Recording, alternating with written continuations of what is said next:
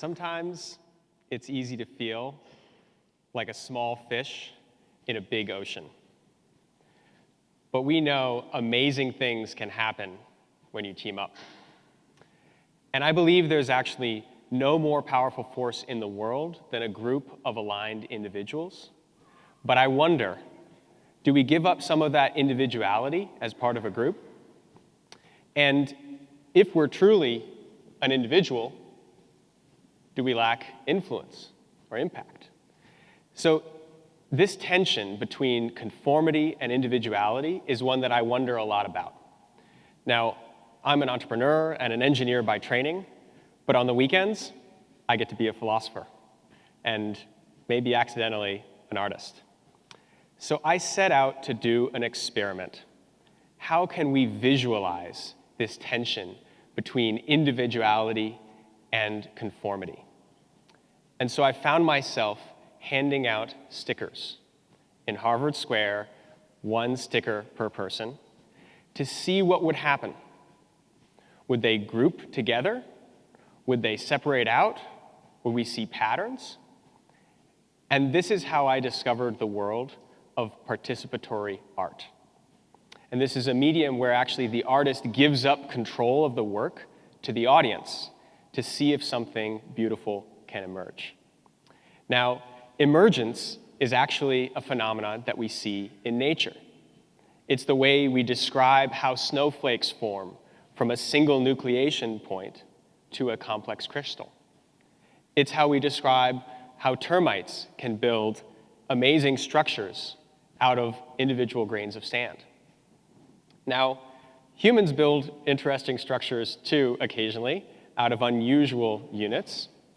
This lock, for example, to some, actually was a symbol of security. And for couples, it was a symbol of their relationship. And actually, in a bridge in Paris, you can see what happened when this sort of contagious phenomenon caught on. Over a number of years, there were so many locks that the Paris city had to take down 45 tons because it was threatening the stability of this bridge. Now, in Seattle, a slightly less romantic city, I think only single people took chewed up pieces of gum and added them to a particular wall. Now, I know what you're saying right now. Jeff, we don't think this is exactly art. And the Seattle city didn't think so either. They power washed this wall clean. But it shows what can happen with tiny, maybe unusual individual actions, how they can add up. And in fact, there are many artists that are taking this same type of phenomenon and trying to see what can emerge through different mediums. So this has been tried in a number of different examples by giving individual sculptors pieces of clay. And maybe what results here is a little bit more on the individual side. Others have tried free sketch, where they have an open canvas and anybody can draw whatever they please. And in this case, maybe it's hard to pull out one contribution from another. There have been other examples online where individual visitors to a site can place 1 pixel at a time and even overwrite other pixels to see what can emerge. And in another example, again online at Swarm Sketch, each individual visitor can draw 1 line. And subsequent visitors can even vote on whether or not that line is included to try to draw a picture based on a single query. Interesting examples. So let's look again and see what happened with the dots in Harvard Square. This is how it started. And this is where we ended up.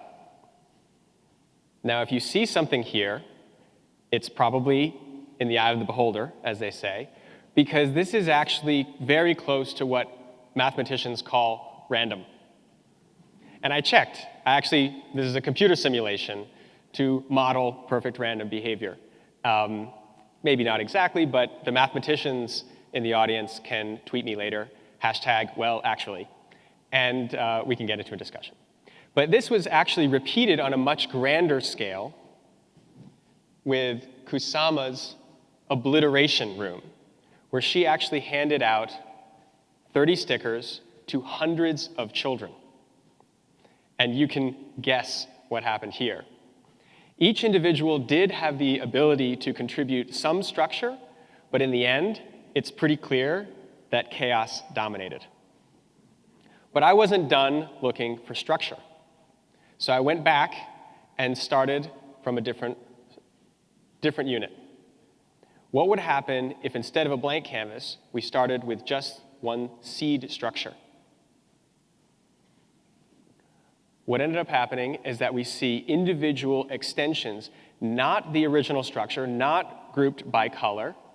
And I think at the end here, if we look closely, maybe this is our snowflake. But I wanted to see what would happen. Could we build a physical structure with maybe a subunit that is inherently structured? These little plastic bricks, maybe you grew up playing with them. So I went back to Harvard Square, same experiment, one Lego per person, one brick at a time, and I was surprised by the result. What ended up happening is it was irresistible to add to the fringe. And what ended up happening is that there are these little dendritic extensions, offshoots, where they grew and then collapsed, and grew and collapsed. And it didn't actually accumulate. So how are we to put the pieces together at the end? Some of you might say, Jeff, it's very clear. You need to let go and stop trying to control everything and embrace the chaos.